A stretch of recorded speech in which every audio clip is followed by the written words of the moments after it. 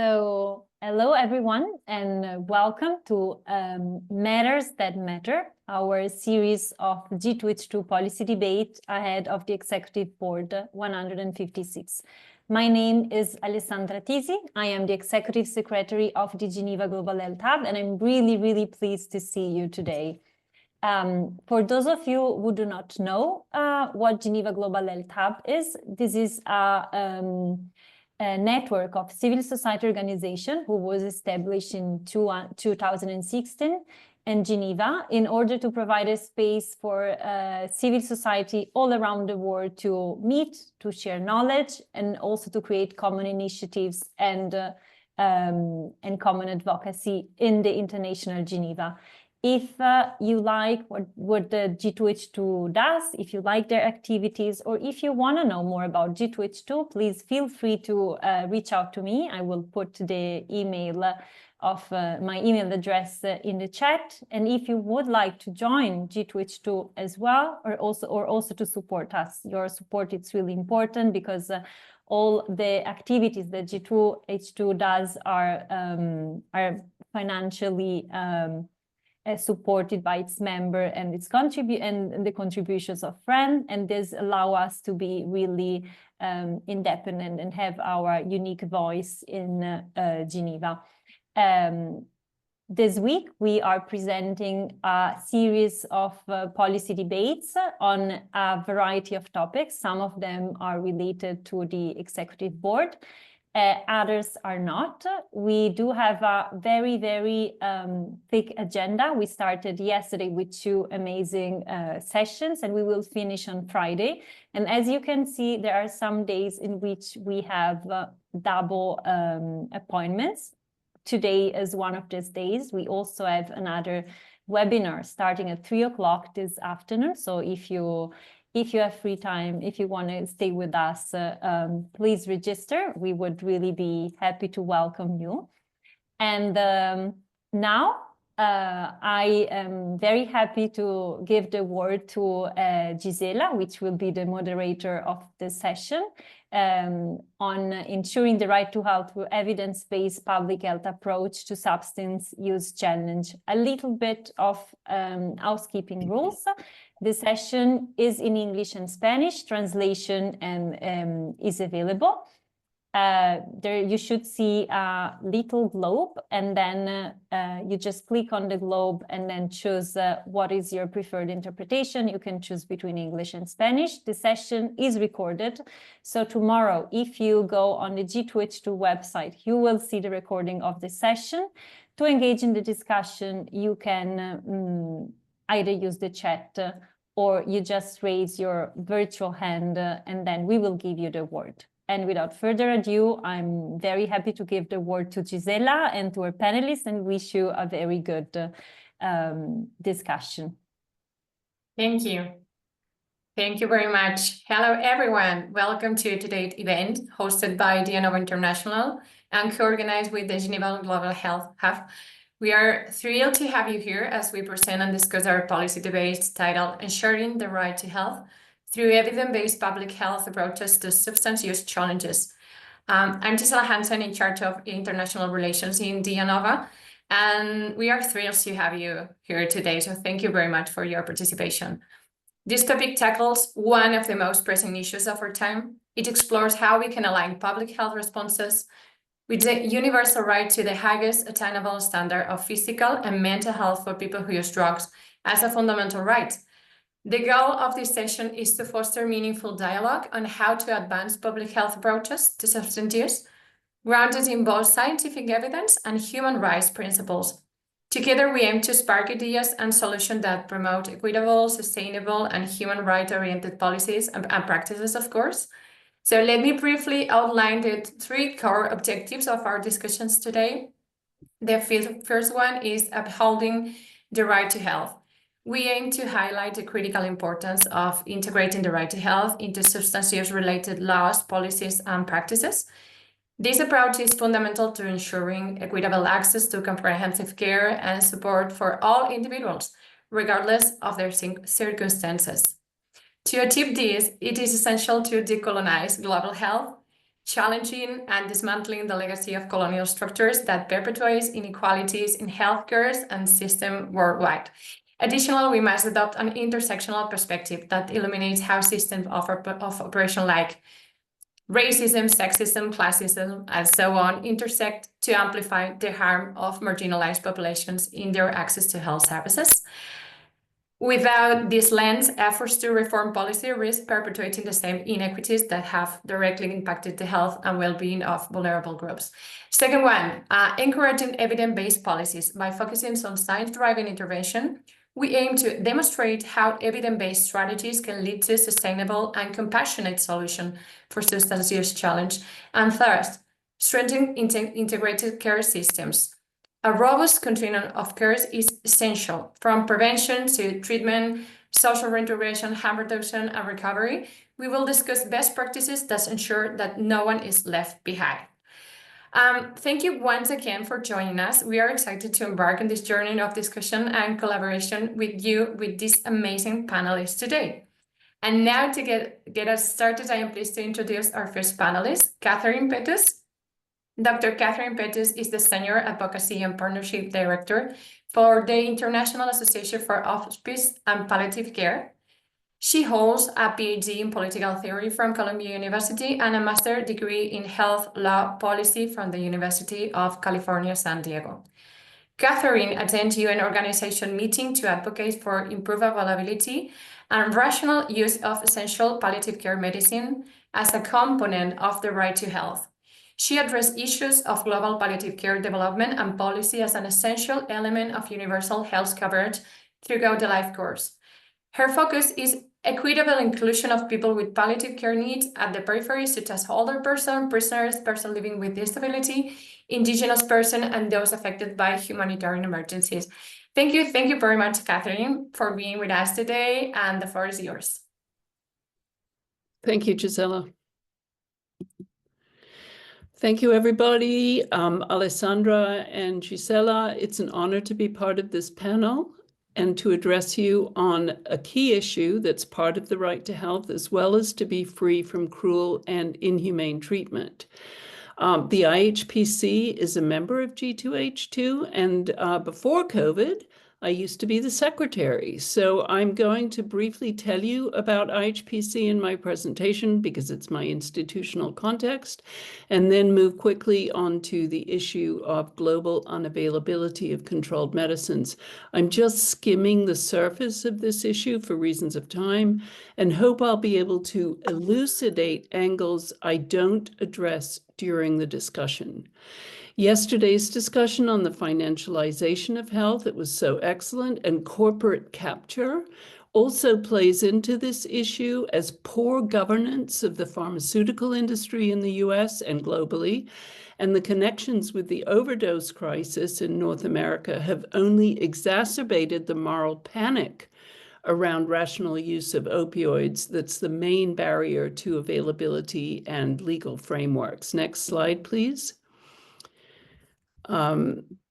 Great. So let me get back to my notes. The IHPC is a global membership organization with more than 1,200 members in 153 countries, which you can see when you click on the red button on the interactive map on our website. Our vision is a world free from health-related suffering, and our mission is to serve as a global platform to inspire, inform, and empower individuals, governments, and organizations to increase access to and optimize the practice of palliative care. We're in official relations with the World Health Organization and in special consultative status with the UN Economic and Social Council, where we advocate for a global normative framework for palliative care. Next slide, please. Internationally controlled essential medicines, some of which, like generic morphine, which relieves severe pain and terminal breathlessness, are cornerstones of palliative care practice. And I've highlighted internationally controlled and essential for the reasons I'm going to go into now. Their global unavailability can be traced to many factors, at the core of which is the fact that they're controlled under the 3 international drug control conventions, the first of which was approved in 1961, which is, those of you who study decolonialization know that that was during the period of big decolonialization. And much of the drug laws in the 21st century are still conditioned by that international legal framework.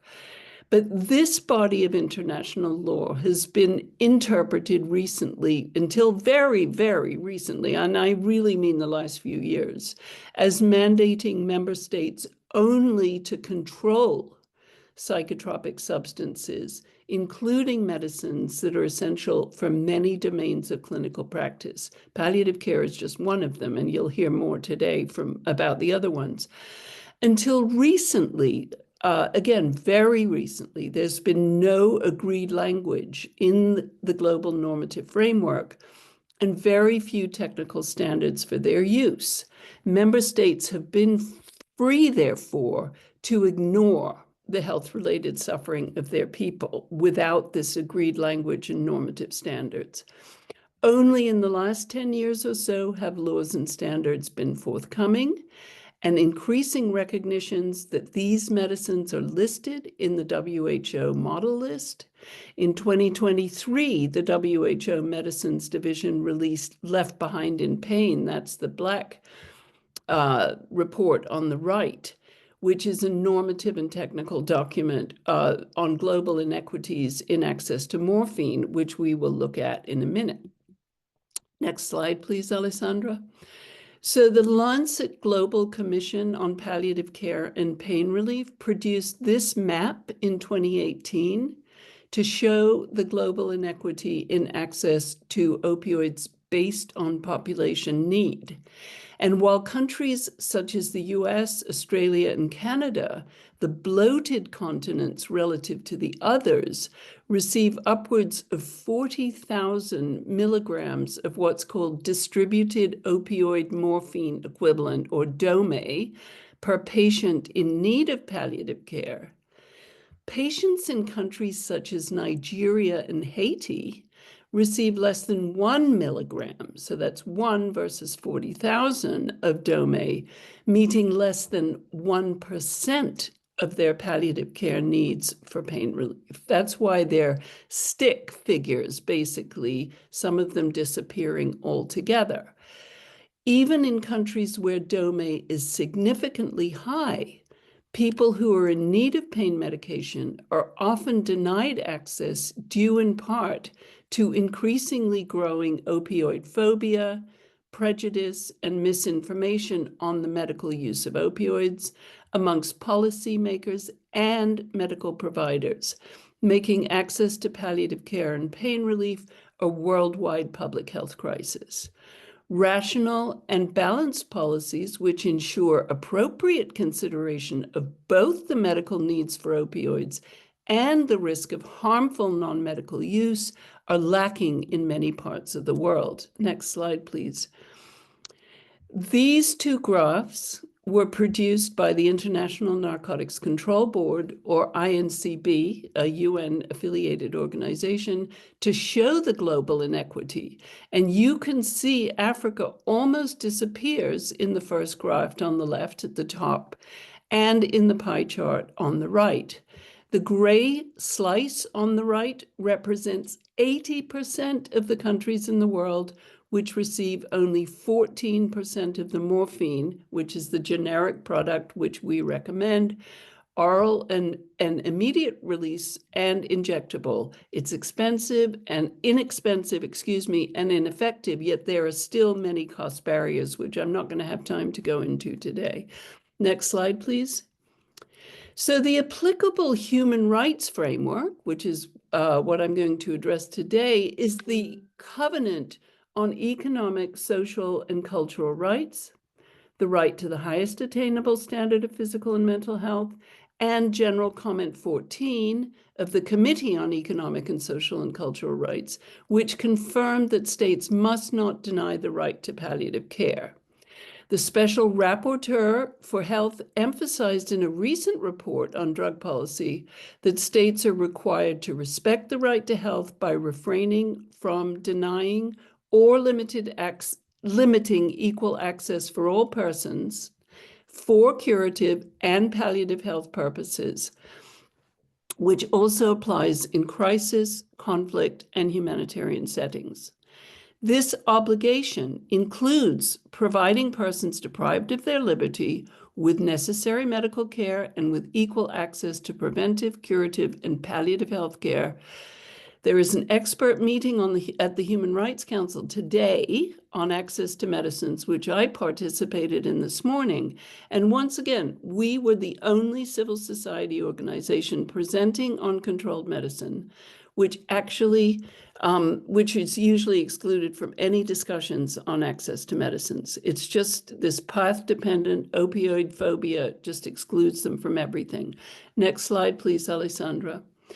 So in my intervention at that Human Rights Committee meeting this morning, I reminded the audience that the special rapporteur, because they contribute to the normative framework on the right to health, has highlighted that a core obligation under Article 12 of the Committee on Economic and Social Rights is the provision of essential medicines defined under the WHO model list, and states' failure to ensure availability, they have said, the special rapporteurs, also amounts to failing to comply with their obligations under the Convention Against Torture and Cruel, Inhumane Treatment. The independent expert on aging has also stated that limiting equal access of all persons to palliative care on the basis of age cannot be considered appropriate and may amount to discrimination on the basis of age. Next slide, please, Alessandra. So the following challenges to adequate availability are that the single, excuse me, I need to find that slide. That the single convention is not a self-executing international law. It requires national implementation. And national laws and regulations date back to the mid-20th century, as I said in the beginning, before palliative care and addiction medicine had been developed. So they don't include any of those standards. And there are multiple administrative barriers caused by ignorance of the conventions. Even when I went to law school, the dean of the law school didn't know anything about these conventions. He said, "You'll have to teach me," when I asked him to be my mentor. So lack of a trained health workforce for using controlled medicines is a huge barrier. Restricted supplies and high prices owing to artificially low demand, the US public health crisis, as I've already referenced, and the fact, as I also said, there's no agreed language in the international framework, and there's lack of funding to implement an enabling normative framework, which is what's needed. Next slide, please.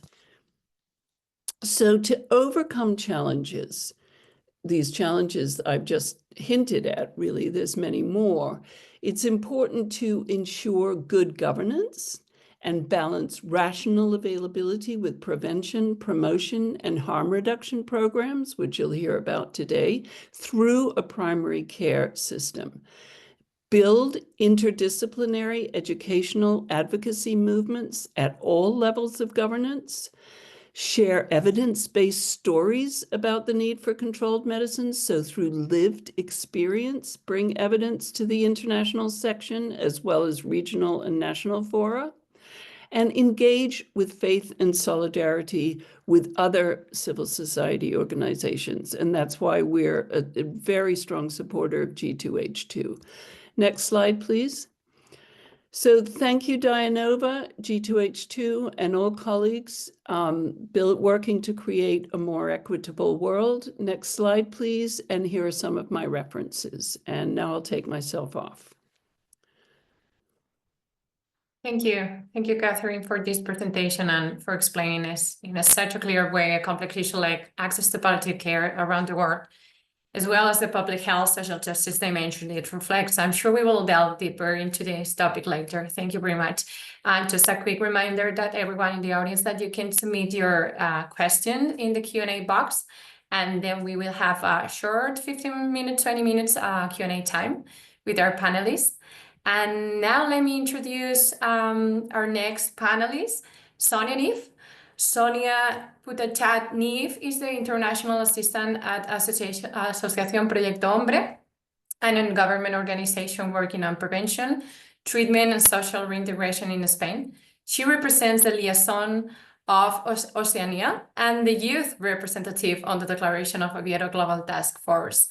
Originally from Thailand and Germany, Sonia has lived in Thailand, Germany, Japan, New Zealand, and Australia, and she is currently working on her master's thesis majoring in psychology. Her presentation title, Reflecting on Lessons Learned from 2024 Global Initiative on Drug Use Prevention. Thank you very much for participating today. We know that it's very late for you, or too early, and the floor is yours. Thank you very much, Sonia. Over to you.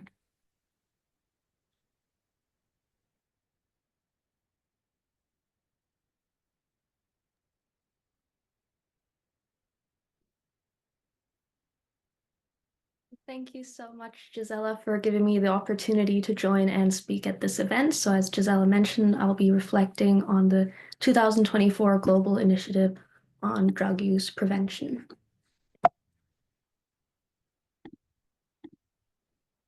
So the initiative stemmed from an initial consultation in 2023 of experts in Oviedo, Spain, which is why it is called the Declaration of Oviedo. After this, a global task force was set up in which I'm the liaison for Oceania and the youth representative, among other experts working in the field on drugs and mental health. So one of the main successes of this initiative is our growing network of country focal points. So focal points are reliable experts, professionals, and organizations usually working in the field of drug demand reduction. And for example, Gisela and Dianova are the focal points for Switzerland. And in some countries, we also have more than one focal point. So our focal points have played a crucial role in translating and peer reviewing translations of the declaration, which has helped to make this initiative more accessible and equitable for and representative of local communities and organizations. And here are just a few of the languages we have so far, and this number is continuously growing as we have more translations being worked on by our focal points. So as of today, we have 2,681 organizations that have endorsed the declaration in 160 countries.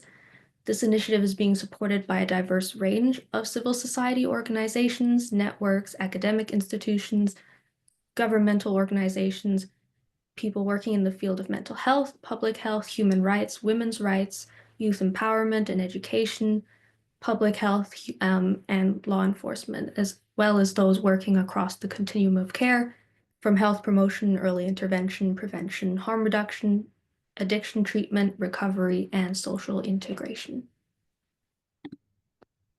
The initiative is we're continuing to present both internationally at conferences, as shown in these photos here, and also locally by our focal points, who continue to promote and share the initiative across their networks with other stakeholders, universities, local governments, and even national governments through informal and formal events, presentations, meetings, and workshops.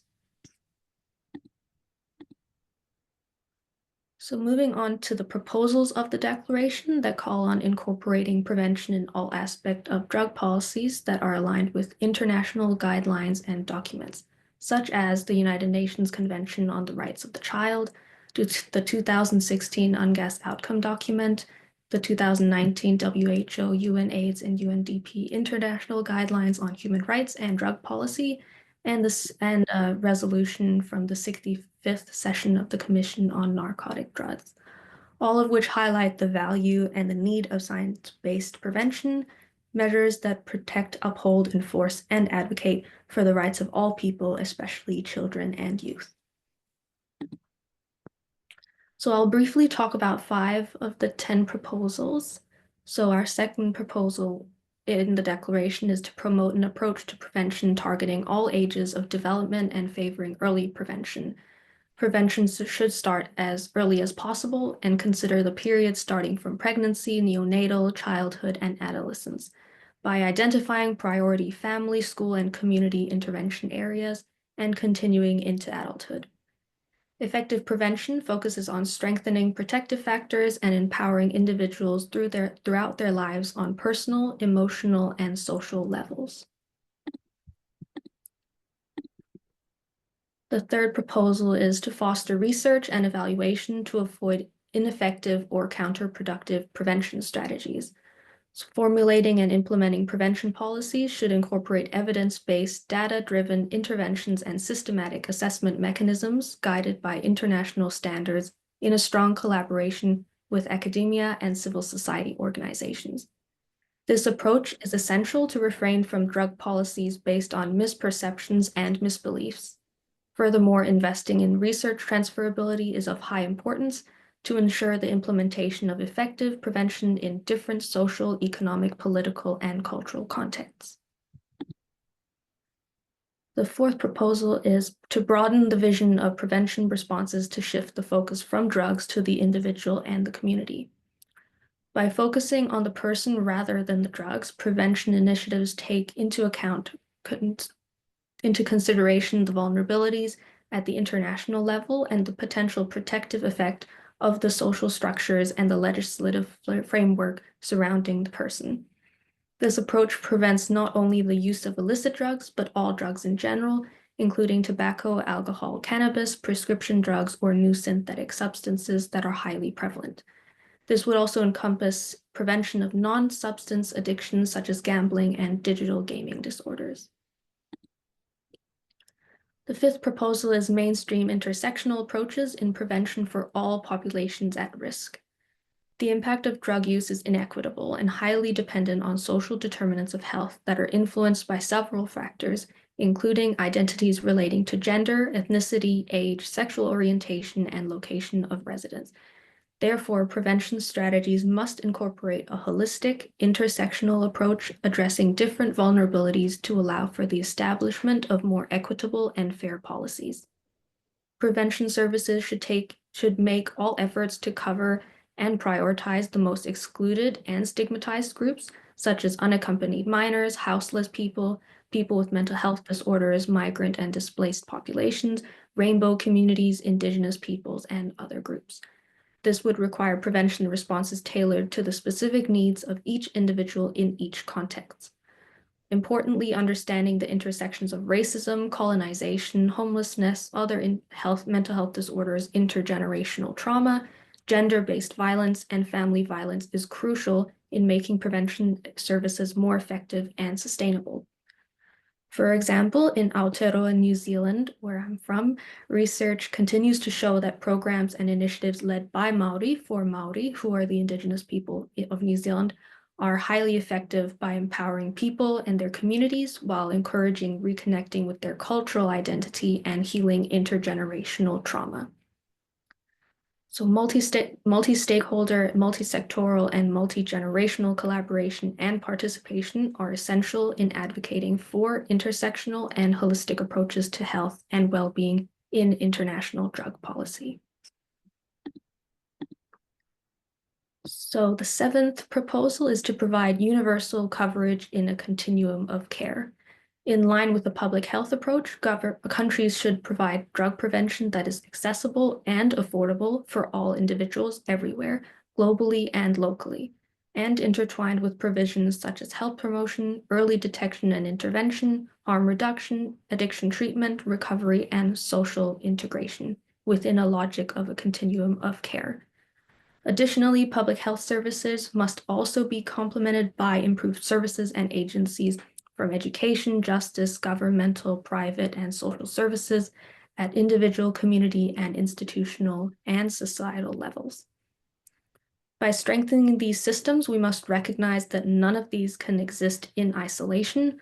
All of these aspects, facets, and sectors are interconnected, and each plays a key role in improving the health, well-being, future, and lives of people while protecting and upholding their rights. So for more information about the initiative and the declaration and the rest of the proposals, you can visit the website, the official website here. And I would like to end my presentation with a whakatoki, which is a Maori proverb, ahakoa te momo mate, whakanuia tangata, which is regardless of illness, disease, or distress, people deserve dignity and respect and the opportunity to become well again. Thank you. Thank you. Thank you very much, Sonia, for your presentation, addressing from prevention from a very diverse point of view, enhancing social determinants of health that drive on an evidence-based methodology to create, of course, better strategies and not counterproductive, as you said. Thank you very much. Now I'm going to switch in Spanish. Ahora voy a cambiar el idioma para información de Melissa, nuestra intérprete también.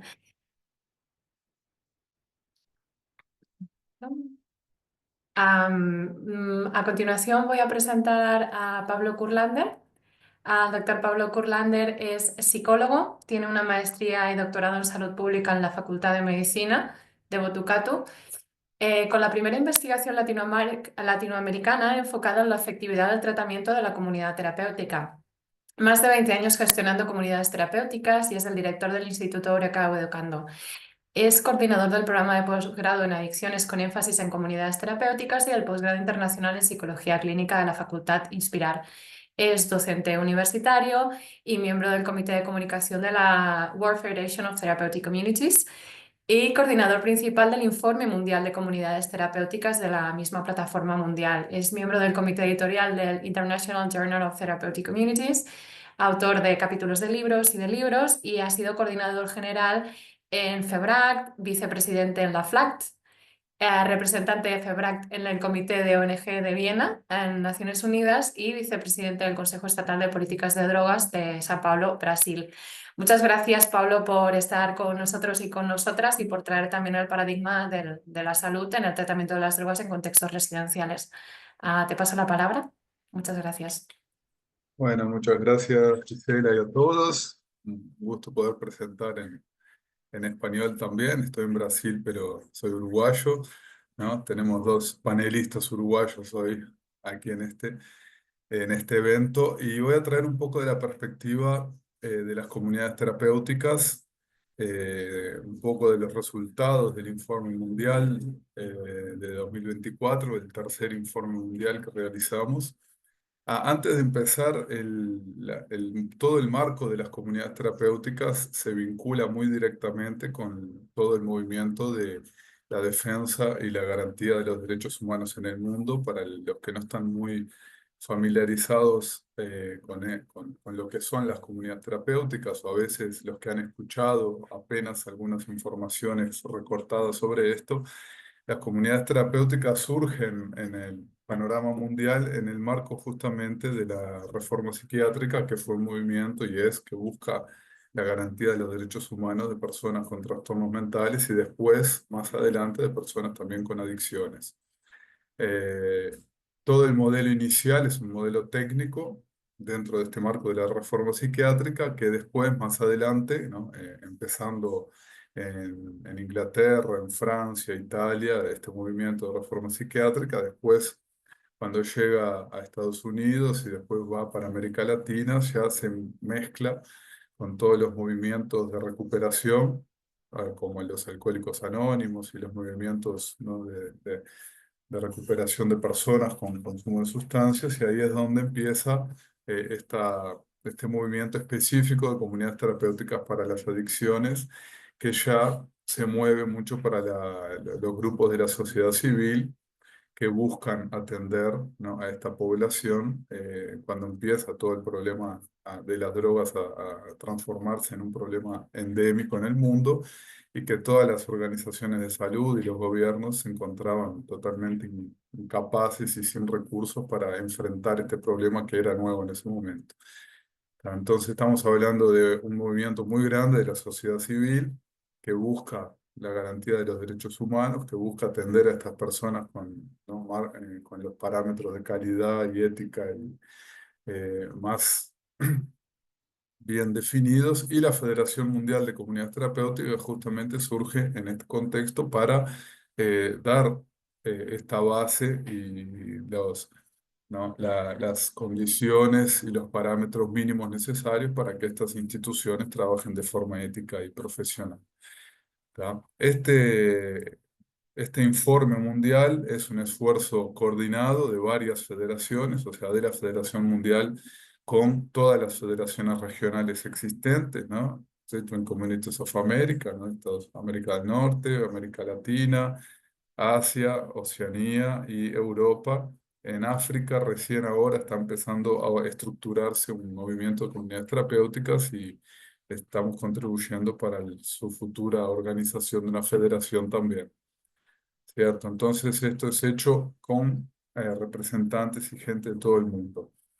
Eh, ¿Qué es lo que se hace en este informe? Si hacemos una encuesta con todas las comunidades del mundo que están vinculadas a las federaciones relacionadas con la Federación Mundial para entender un poco sus características, cuánta gente atienden, cuál es el impacto y la idea justamente de poder socializar, divulgar y compartir las prácticas que más se muestran eficaces. Acá les voy a presentar algunas de las características de este movimiento para entender la capilaridad y la importancia que tiene en el marco mundial, ¿no? En este escenario mundial.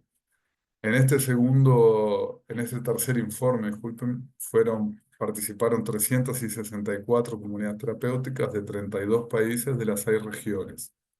En el año anterior tuvimos un poco más, pero igual es un número bastante importante, todavía no representa todas las organizaciones que están vinculadas, pero siendo ya un número parcial, ¿no? Tenemos casi 200.000 personas atendidas, o sea, personas que fueron tratadas en estas comunidades terapéuticas, 1,5 millones de personas alcanzadas, ¿no? Porque todas estas instituciones también realizan otros tipos de acciones que no son única y exclusivamente el tratamiento residencial.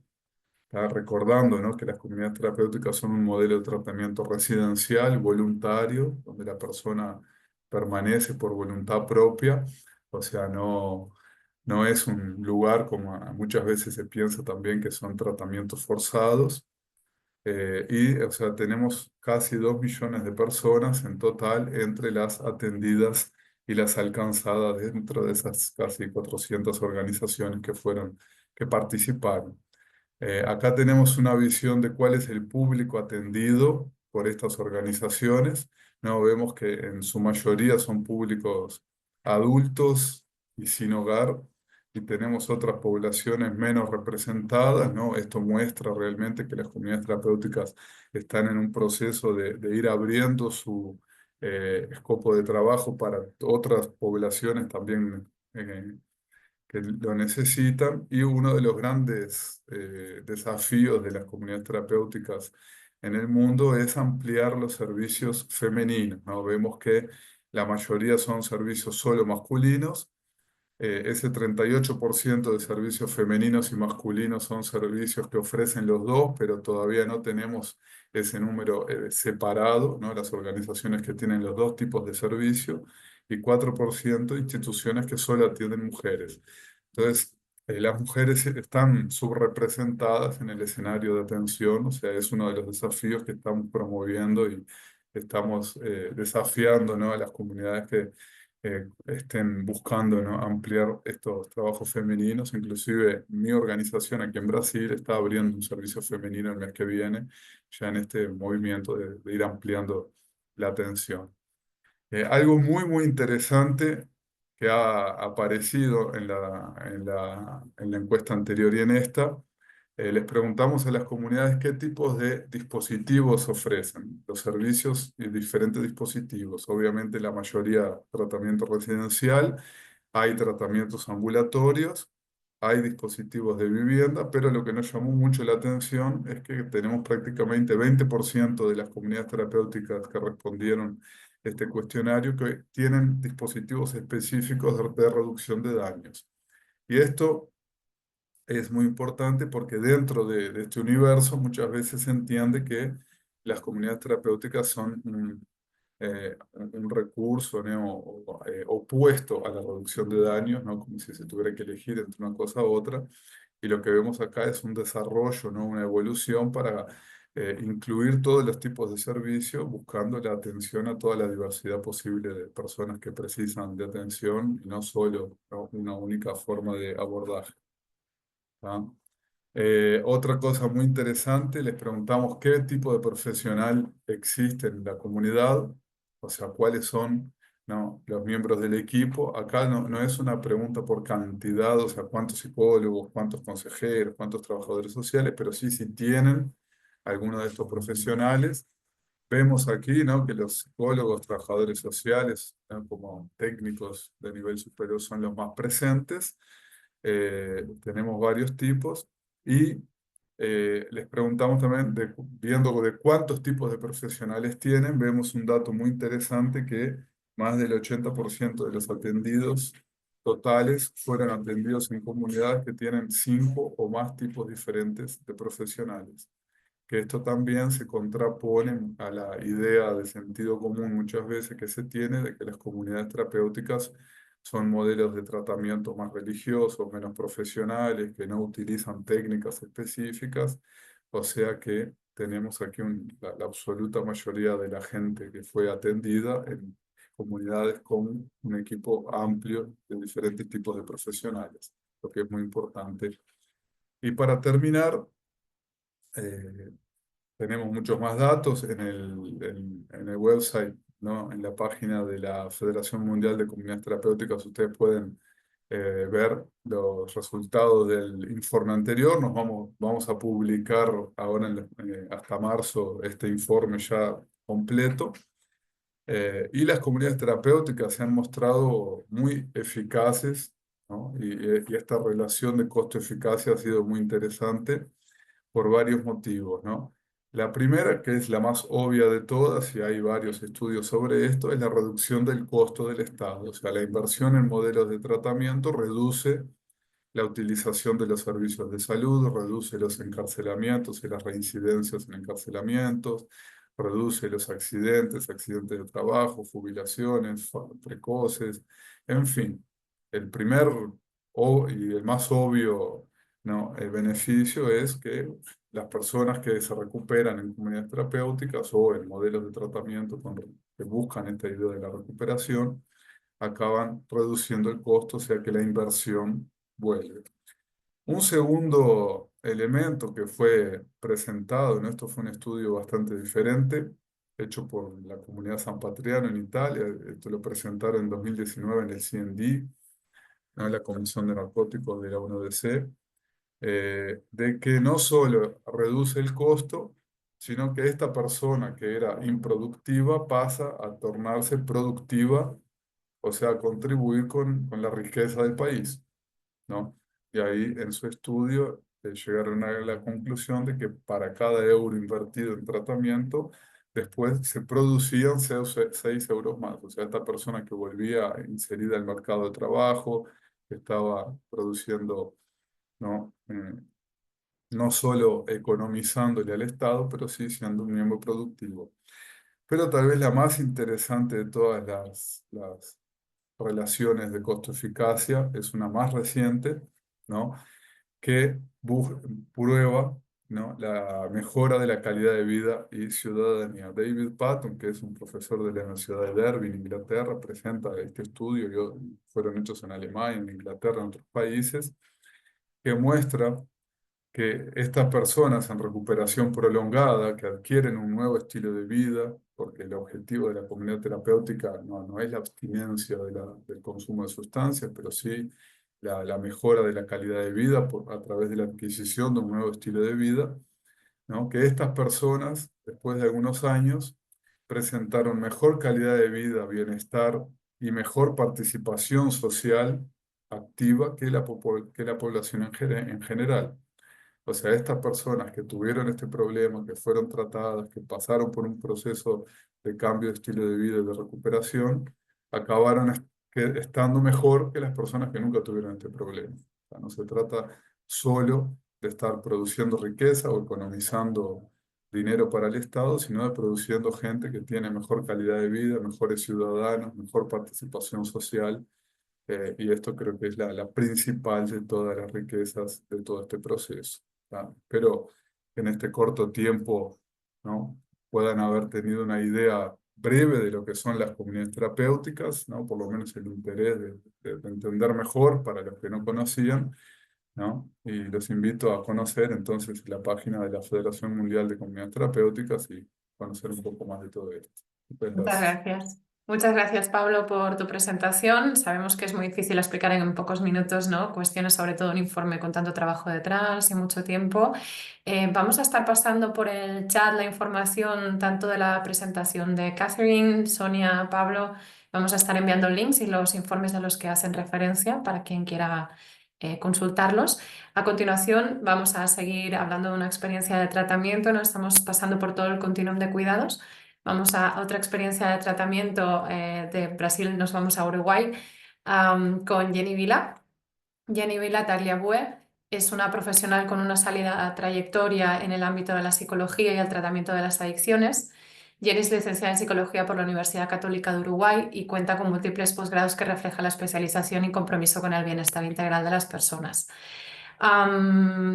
Jenny actualmente ocupa dos roles claves en Dianova Uruguay. Es la directora técnica de la Fundación Dianova Uruguay y coordina técnicamente el centro Chanaes, un centro de tratamiento integral especializado con personas con comorbilidad, con problemas de salud mental y adicciones, donde se combina la experiencia clínica y las estrategias de intervención innovadoras. Hoy Jenny nos va a presentar su exposición titulada Centro de Tratamiento Integral para Personas con Patología Dual Chanaes, en la que compartirá enfoques de salud, tratamiento integral y los desafíos que enfrentan las personas desde una mirada interseccional y de derechos humanos. Jenny, adelante. Muchas gracias por estar con nosotros. Muchas gracias, Gisela y Alexandra, por la presentación y por darme esta oportunidad de poder estar acá intercambiando con ustedes, y bueno, a Dianova Internacional también por promover estos espacios de intercambio y de debate. Voy a compartir la presentación.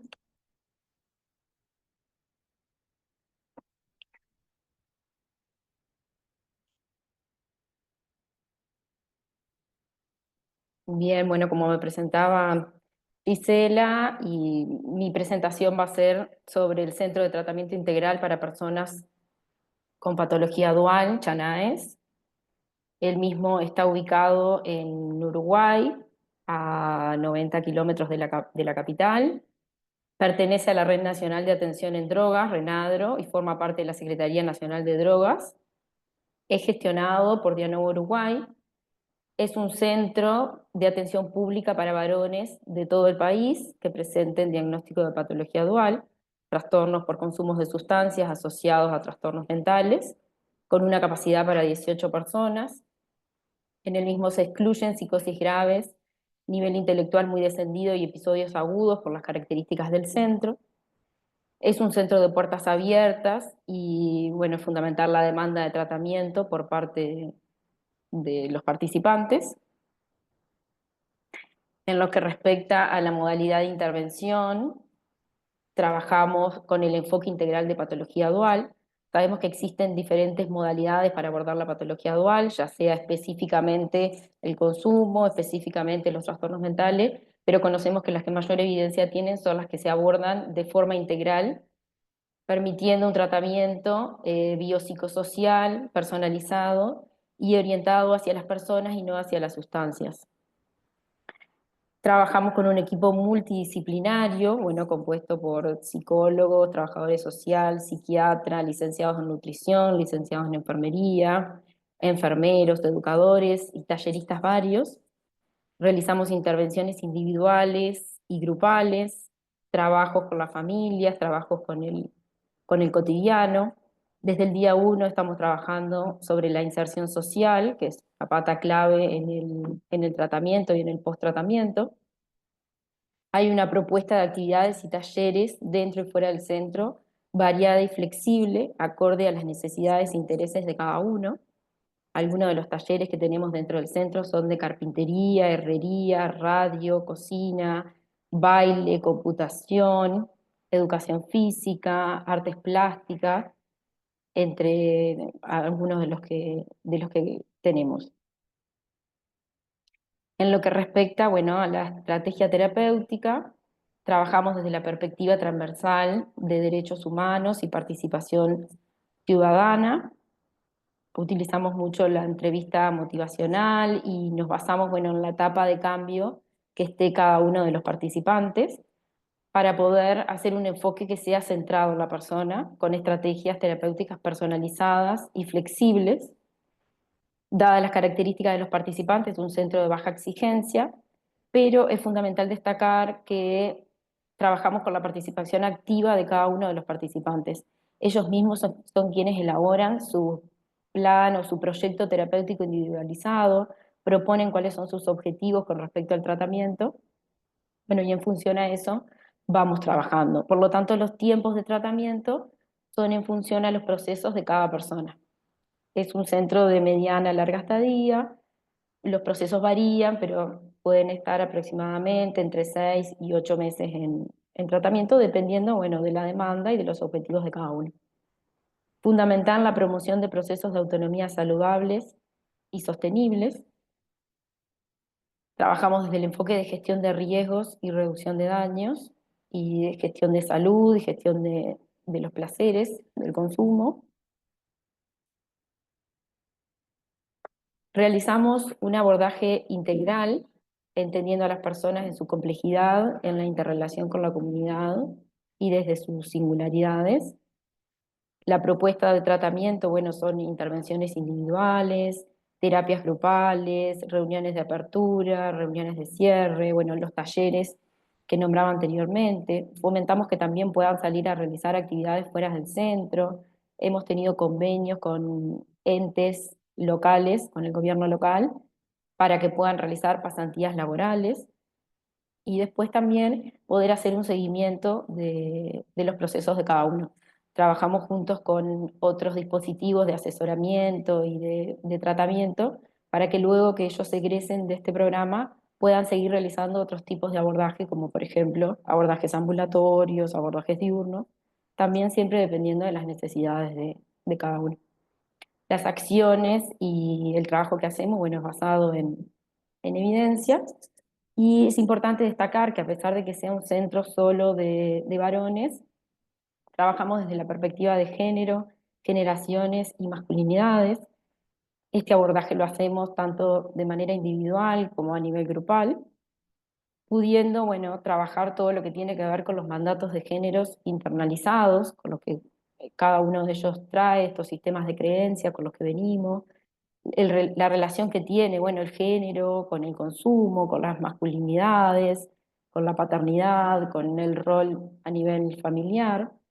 También, bueno, los distintos roles de género, desarticular y poder, bueno, visibilizar, bueno, situaciones de violencia de género o situaciones de violencia que los participantes hayan vivido, poder trabajar sobre la sexualidad. Hemos tenido varios talleres sobre educación sexual integral, también, bueno, las relaciones intra e intergénero, y todo lo que tiene que ver, bueno, con el poder, la pérdida de privilegios, cómo se relaciona el género, bueno, con el consumo entre tantas áreas, con la familia, con el trabajo, y bueno, y poder fomentar mayor expresión emocional en varones. Bien, y para mayor información dejo acá un teléfono, correo y la página web de Dianova Uruguay, y ahí poder profundizar en mayor información sobre el centro. Muchas Muchas gracias. gracias. Muchas gracias, Jenny. Gracias también por introducir, ¿no? Temas como cuando hablamos de salud, drogas, tanto temas como salud mental, violencia de género y el abordaje con perspectiva de género, fundamental también en los abordajes desde perspectiva de igualdad. Gracias por eso. Y vamos con nuestra próxima panelista. Now, let me introduce our next speakers, Colleen Daniels. Colleen is the Deputy Director and Public Health Lead at Harm Reduction International. She has 27 years of work experience in HIV, AIDS, tuberculosis, gender, human rights, challenging operating environments, harm reduction, and community systems strengthening, working to deliver access to essential health services. She has worked in programs globally and has lived and worked in Australia, Kenya, the Netherlands, Switzerland, so many countries. Colleen has worked in a variety of settings, including UNOPS, World WHO, Treatment Action Group, Health Action International, and the Tongan and Australian government. She initiates the global discourse on decolonizing drug policy and contributes to academic papers and TED Talk on decolonizing global health. She facilitates the development of Divest Invest campaign, which calls for divesting from punitive law enforcement and investing in justice. Colleen is an advisory committee member of the Racial Diversity in Global Health Project and an inspired woman for so many of us. So good morning, Colleen. Thank you for sharing with us today how global health and human rights are intrinsically linked to harm reduction. We are eager to hear you. So please, over to you. Thank you so much. Thank you so much for having me, especially on this esteemed panel. It is just a pleasure to be here. Just checking, can you all see my slides? Yep. Okay, wonderful. So I want to start by talking a little bit about drug policy and the fact that, I'm sorry, my slides seem to have a mind of their own. Here we go. Drug policy and where this came from, because the history of drug control is actually, and thank you to the speakers earlier who mentioned the single convention on drugs. All of that is actually rooted in racism and colonization. And our current war on drugs and our current strategy is actually based on moral judgment and not evidence. The use of drug control by states in Europe and America to advance and sustain the systematic exploitation of people, land, and resources, and racialized hierarchies, which were established under colonial control, continue to dominate today. And drug policy is an excellent example of this. And we see a lot of countries in the global South who have been encouraged, coerced, or obliged to criminalize, sometimes in the form of militarized interventions, responses to the drug trade and people who use drugs. So really, we have been continually colonized by the insistence that we must combat the drugs trade and the use of drugs through universal action that calls for international cooperation. Even though we know that this strategy has been employed the world over to harm and repress ethnic minority groups, political dissidents, the poor, the dispossessed, and in particular, it's used to justify the excessive surveillance, criminalization, and targeting, especially of Black, Brown, and Indigenous people around the world.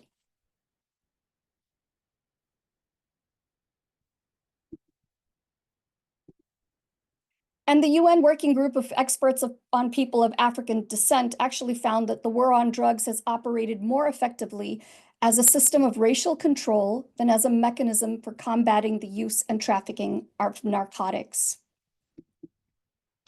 So what is harm reduction and what are we actually trying to do with it? And you've heard a lot from the two presenters who showcase the work that they're doing in their facilities. At Harm Reduction International, the goals of harm reduction are really to reduce the harms of drug laws and policies, offer alternatives to approaches that seek to prevent or end drug use, keep people alive, and encourage positive change in their lives. And the reason we do this is because there are hundreds of millions of people who use drugs. A small percentage of them actually have a substance use issue, but we want to be able to respond and provide services for people who need those. So what is harm reduction? Well, it encompasses actually a range of health and social services and practices that apply to drugs. So they include information on safer drug use, drug consumption rooms, also might be known as overdose prevention centers or supervised consumption sites, the provision of needles and clean needles and syringes, the prevention of overdose and reversal of overdose, providing treatments such as opioid agonist therapy, providing housing or drug checking, offering access to legal or paralegal services. So it could mean a range, everything from biomedical approaches to more social approaches. It's grounded in justice and human rights. We produce a report where we monitor and track the implementation of harm reduction, biomedical harm reduction services around the world. And we had our new report come out in 2024. You can see, if you go to our website, you'll be able to have a look at the full report. But what we did see is that people who use drugs still lack harm reduction services. There was a slight increase in the availability of harm reduction services since 2022, but really not much. Substantial regional differences still exist, and that is globally and also within countries. And of course, stigmatization and criminalization of people who use drugs remain significant issues impeding access. And there's also a major gap globally in terms of the services we provide, which are actually more targeted to people who use opioids and people who inject drugs, and does not match the diversity of drugs being used and the diversity of the way people are using them. So for example, in Latin America and the Caribbean, stimulant drugs rather than opioid drugs are used more frequently, but we still don't see, for example, safer smoking kits being available. So we also look at the supportive references to harm reduction in national policy documents, and we found that in 2024, there were only 108 countries which included explicit supportive mention of harm reduction. We saw the most increase from 2022 in Eastern and Southern Africa and in West and Central Africa. But some countries, of course, no longer include it, and those, countries such as Dominican Republic, Ghana, Libya, Oman, the Philippines, Samoa, Syria, and Vanuatu. This is a map that shows you the availability of opioid agonist therapy in the community and in prisons. So only 94 countries provide opioid agonist therapy, and coverage remains varied and really limited. But it was really good to see that there were a few new countries, which include, Egypt, Kuwait, Peru, Benin, Sierra Leone, amongst others. Opioid agonist therapy is available in at least one prison in only 60 countries around the world. And if you look at, 60 countries versus the 94 where it's available in the community, you're seeing quite an enormous gap. This is a similar situation for needle and syringe programs, where you have needle and syringe programs available in a few countries around the world, less so, of course, in prisons, unfortunately.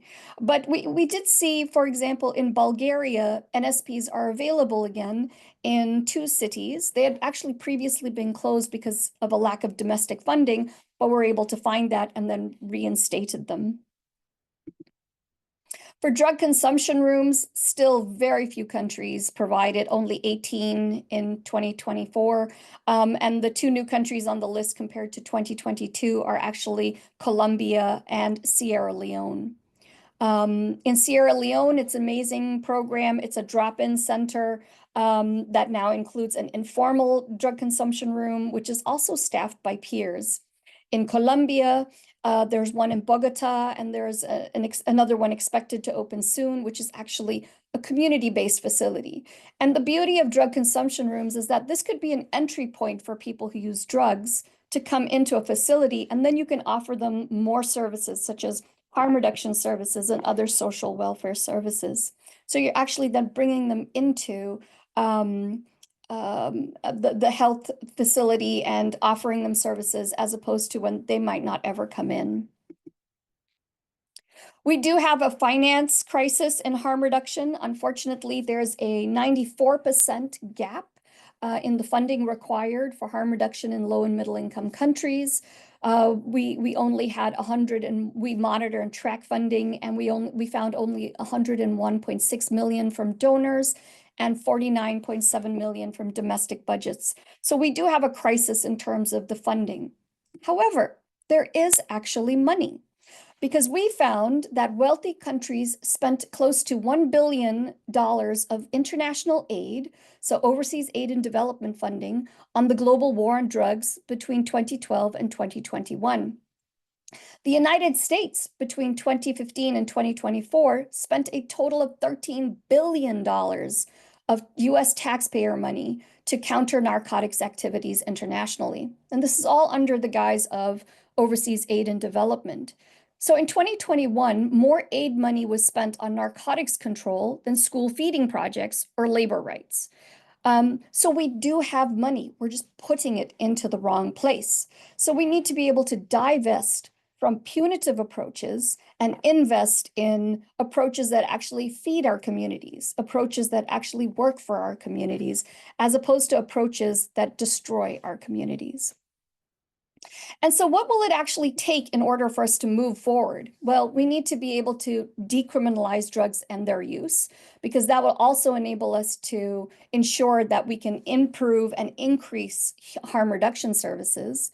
We need to end mass incarceration of people who use drugs, because putting them into prison does not actually work. All we're doing is we're feeding a private incarceration system that does not help anyone.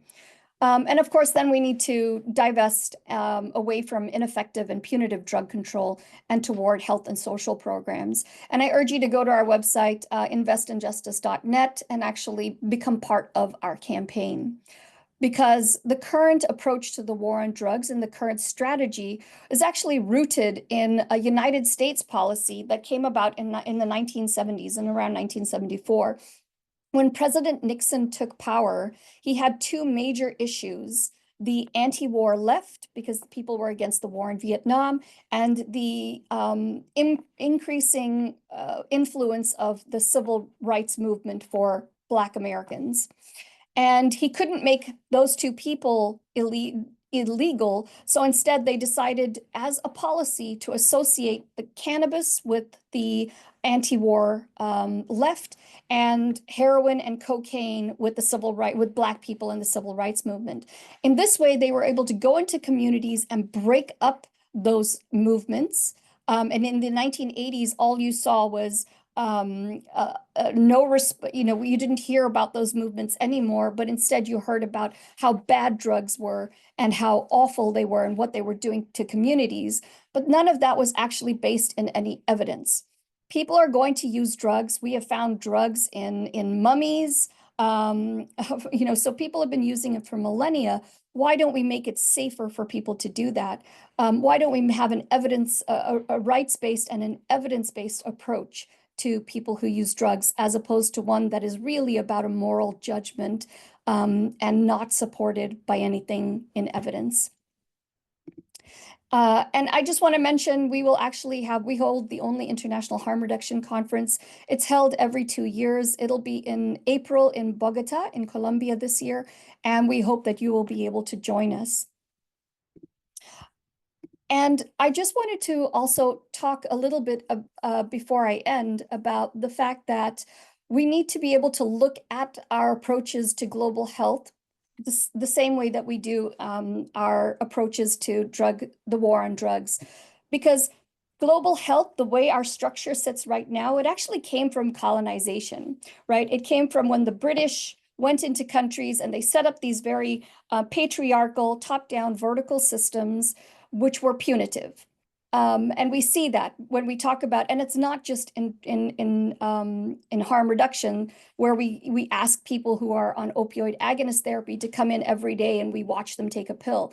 This is in our approach to tuberculosis, where we demand that people come into the facilities and we watch you take a pill every day.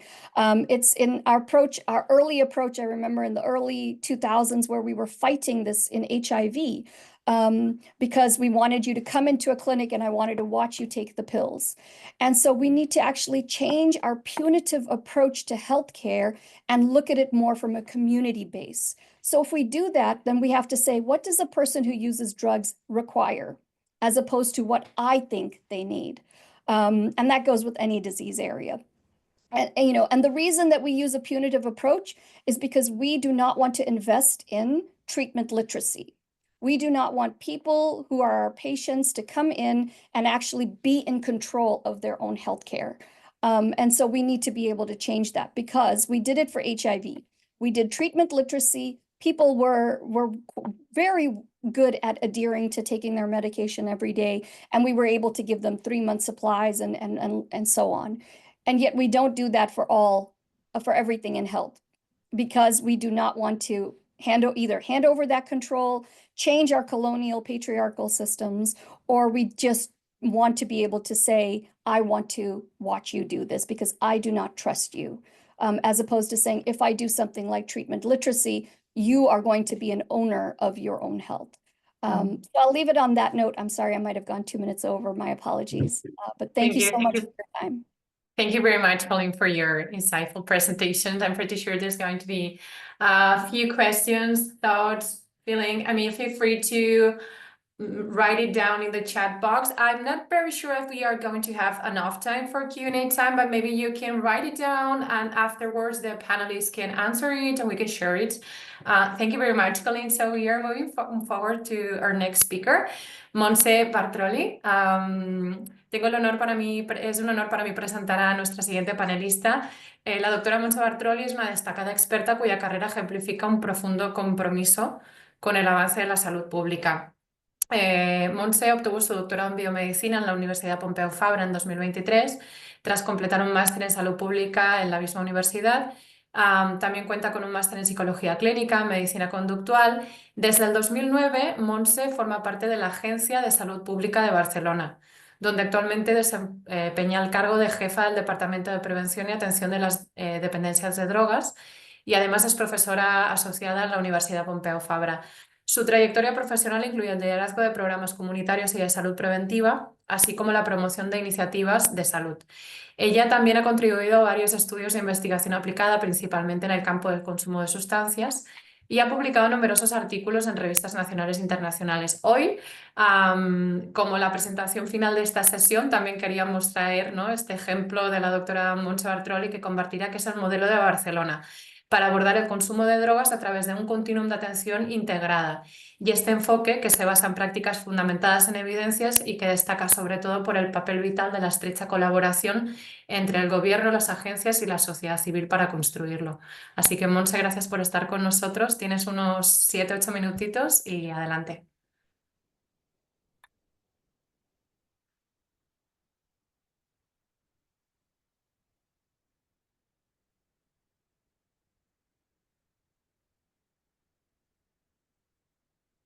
Montse, creo que que tu micrófono está apagado.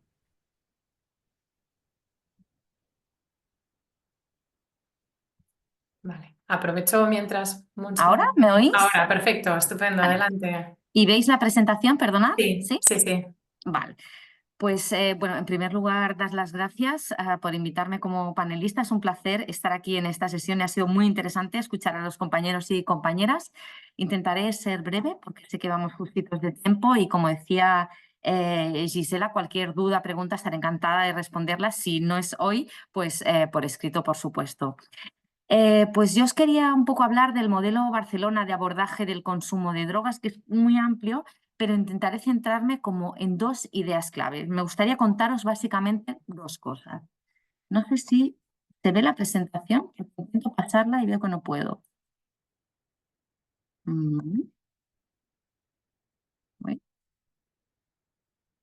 Perdonad, pero... Vale. No te preocupes. Aprovecho este impasse para también decir que si alguien quiere poner alguna pregunta por el chat, bienvenida será. Vale, ¿veis que he pasado la diapositiva? ¿Se ve? ¿Sí? Vale. Pues como os comentaba Gisela, nosotros trabajamos en la Agencia de Salud Pública de Barcelona. Es una administración pública que básicamente gestiona programas y servicios de salud pública en la ciudad. Y entre sus competencias básicas, que son estas que veis a la izquierda de la diapositiva, está también la gestión de servicios de atención a las drogodependencias. Sin embargo, en cuanto a drogodependencias, nuestra tarea va un poquito más allá de la gestión de servicios, porque de hecho la ciudad tiene un plan de acción sobre drogas y adicciones desde hace ya muchos años. Primero se diseñó en 1987, se diseña cada 4 años y por lo tanto desde entonces hemos ido teniendo plan de acción sobre drogas y adicciones. Esto está muy bien porque básicamente lo que marca el plan es hacia dónde debe ir la ciudad en temas de drogas y temas de adicciones en los próximos años. Un poco lo que pretende el plan es desarrollar, como dice aquí, y promover políticas de prevención y reducción y no del consumo de drogas. Y no solamente eso, sino las repercusiones que puedan tener para las personas, sus familias o la sociedad. Un poco el punto fuerte de este plan es que es intersectorial. ¿Qué significa esto? Que aunque a pesar de que desde la Agencia de Salud Pública lideramos su diseño, la definición no se hace solo desde nuestro ámbito, sino que se realiza con todos los departamentos vinculados a este tema del Ayuntamiento de Barcelona, pero también con pacientes y usuarios, con profesionales, con entidades del tercer sector y también con los ciudadanos y ciudadanas de la ciudad de Barcelona. No solamente hay esta definición tan intersectorial, sino que además este plan de drogas se lleva al Gobierno Municipal de Barcelona y se intenta, se pacta, se consensua para intentar que este plan sea aprobado de forma unánime por todos los diferentes partidos del Gobierno de la ciudad. ¿Esto por qué se hace así? Un poco para evitar que el tema de que las drogas básicamente sean un motivo de arma política que aumente aún más la dificultad para la implementación de recursos y también aumente aún más el estigma. Hasta ahora hemos conseguido aprobar todos los planes de drogas. ¿Cuál es el modelo Barcelona de atención a las drogodependencias? Nosotros, nuestro marco son los determinantes sociales de la salud y a partir de aquí tenemos como varios ámbitos que intentamos, digamos, abordar como ciudad. En primer lugar, tenemos todo el abanico de productos, de ventajas, de opciones vinculadas a la promoción de la salud. Tenemos programas a nivel escolar y a nivel comunitario, por ejemplo. También trabajamos más allá de la promoción de la salud, centrándonos en la prevención del uso de drogas a sus diferentes niveles, universal, selectiva y indicada. Y también tenemos tratamiento para aquellas personas que quieren orientarse a la abstinencia, pero también programas de reducción de daños. Esto lo que hacemos es una atención sociosanitaria en centros integrales, y ahora os cuento un poco más, que permitan el tránsito de la reducción de daños al tratamiento si procede o si no, respetamos cada uno donde se encuentra en cada momento de su vida. Esto no solamente lo hacemos en centros, sino que también trabajamos con equipos comunitarios de calle.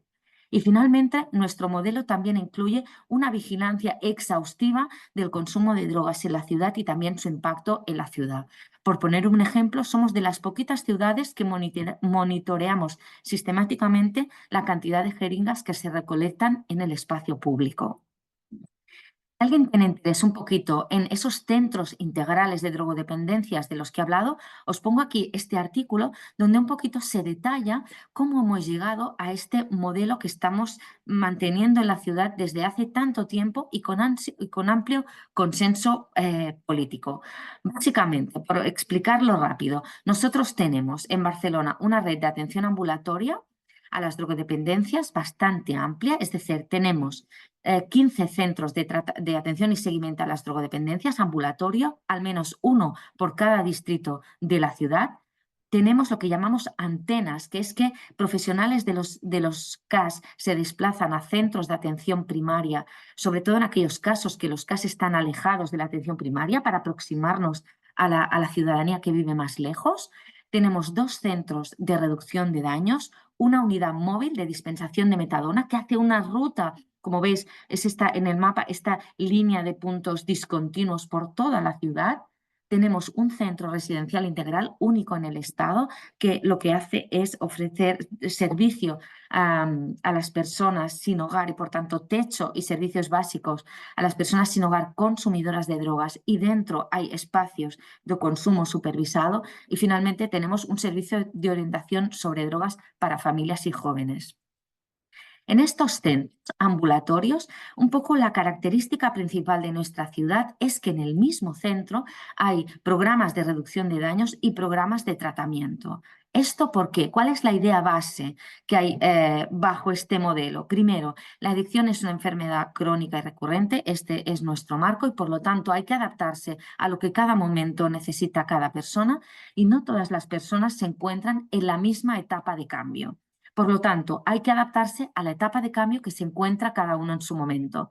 Dependiendo del momento en el que esté uno o una persona necesitará programas de reducción de daños que, por explicarlo de forma resumida, nuestra cartera de servicios incluye un servicio de calor y café para establecer el primer contacto, materiales de inyección seguros, espacios para consumo supervisado, básicamente inyectado pero también inhalado, trabajo de habilidades para reducir riesgos, acceso a asistencia sanitaria y social, equipo comunitario de calle y tratamiento con metadona. Y luego tenemos un paquete de programas de tratamiento de alcohol, opiáceos, cocaína, cannabis, otras drogas, patología dual, en los que también en estos programas de tratamiento hay grupos terapéuticos, referencia a otros recursos de salud y atención en crisis y también atención a familias.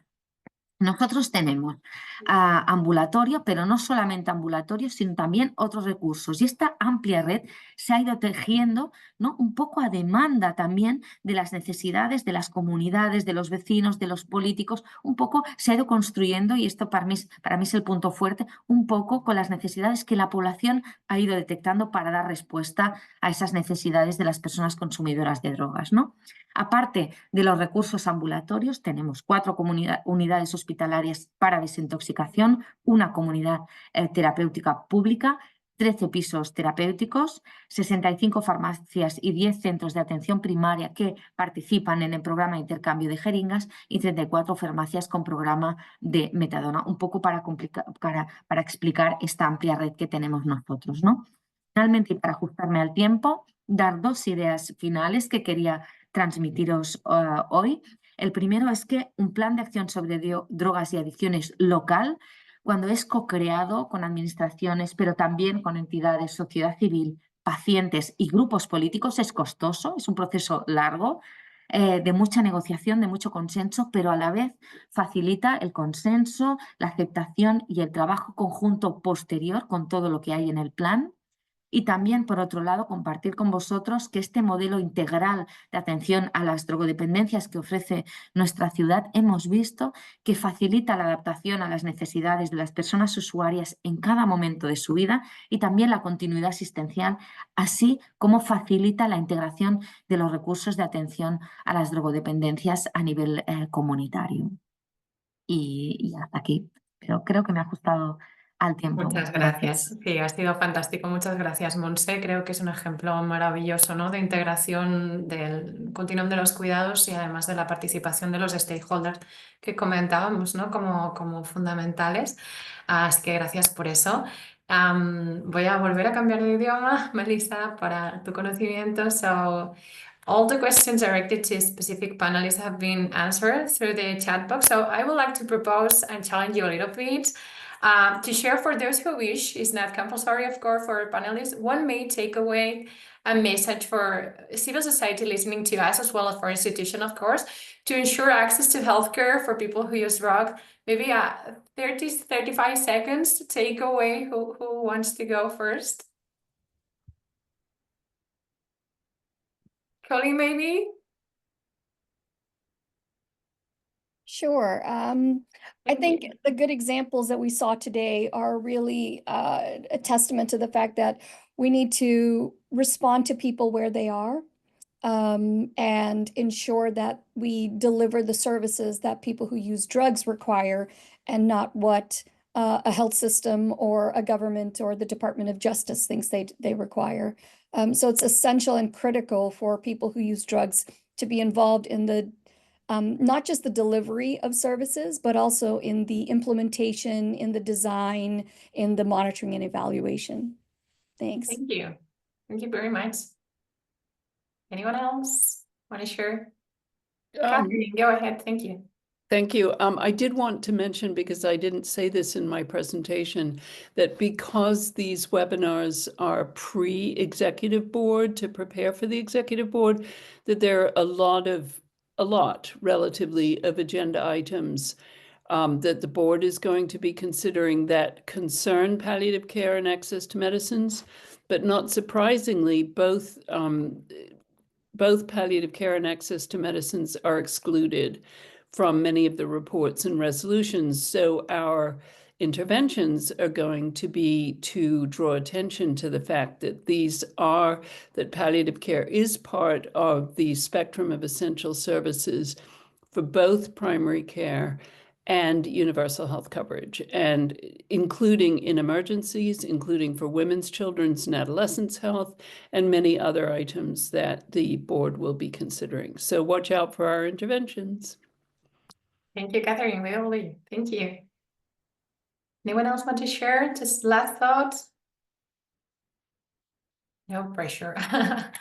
So, okay. So unfortunately, we don't have more time today. So just let you know a few informations. We will soon publish an article where we will share all the information, resources, and contacts from the organization and our amazing panelists who participate in today's event. So thank you for joining us.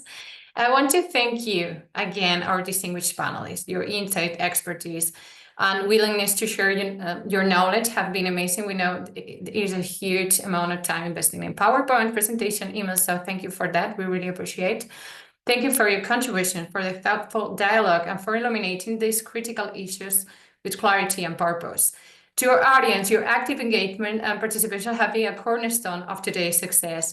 Also, thank you, Melissa, our interpreter, for meeting languages and ensuring this dialogue reach everyone effectively, English and Spanish speakers. So this is very important for us too. And special thanks to the Global Health Hub group and Alessandra Disi, especially, whose leadership and coordination have been instrumental in creating these spaces for debate and reflection. So last thoughts. Today, more than ever, we are reminded of the urgent need to advocate for addressing substance use challenge through a public health perspective grounded in human rights and social justice. Real progress begins when we dare to envision a future where no one is left behind, where health, dignity, a life without violence, and justice are not privileged, but rights. So thank you for joining us in this important conversation. We wish you a wonderful day, and I go back to Alessandra to close this event and with some extra information, so stay tuned. Alessandra, over to you. Thank you so much. I just echo Gisela really in thanking everyone, but also Gisela, thanks to you and Dianova, because without you, this panel would have never been possible. So really, I'm really grateful that you approached me in December with the idea of this panel. And then here it is. I really love doing the G2H2 policy debates.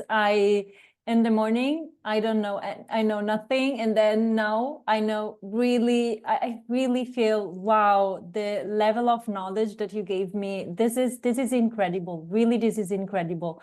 As I said before, please, the registration, the recording of this meeting will be available as of tomorrow in the G2H2, website.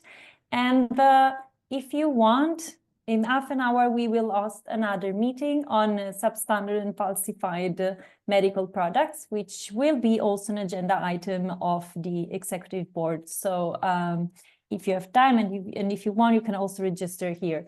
And thank you again, really. And I am really wishing you a good continuation of your day. Thank you and bye.